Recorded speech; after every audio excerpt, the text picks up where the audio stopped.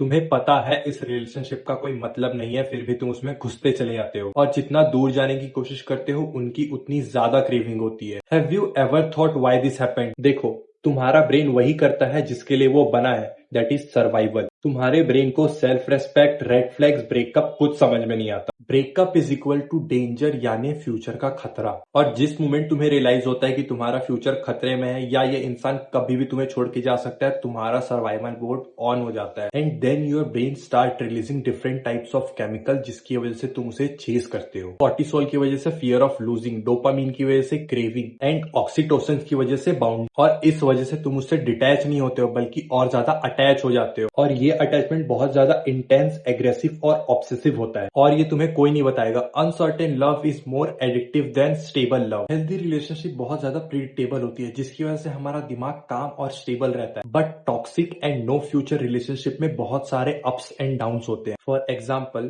तुम कहीं खड़े हो और उसका वेट कर रहे हो। अब हेल्दी रिलेशनशिप में तुम्हें पता है कि वो आएगा तो तुम फोन निकाल रहे हो, टाइम पास कर रहे हो, किसी और से बात कर रहे हो, बट टॉक्सिक रिलेशनशिप में ये सर्टेनिटी नहीं होती कि वो आएगा या नहीं आएगा। इसके लिए उसके आने तक पूरा दिमाग तुम्हारा उस पे ही रहता है कि शायद आएगा वो कि नहीं आएगा, शायद सुधर जाए, शायद कुछ हो जाए and boom, attachment become stronger than real love. और सबसे ज्यादा खतरनाक चीज होती है उम्मीद। वो क्या है इससे तुम्हें कोई फर्क नहीं पड़ता, वो क्या बन सकता है, क्या हो सकता है, इससे फर्क पड़ता है। ये उम्मीद तुम लगाए बैठे हो और यही तुम्हारे दिमाग में चल रहा है and your brain don't like unfinished stories. उसे क्लोजर चाहिए होता है, रियलिटी नहीं। ये जानते हुए कि बेइज्जती हो रही है, दर्द हो रहा है, ये चलने वाला नहीं है, बावजूद इसके यू स्टिल स्टे।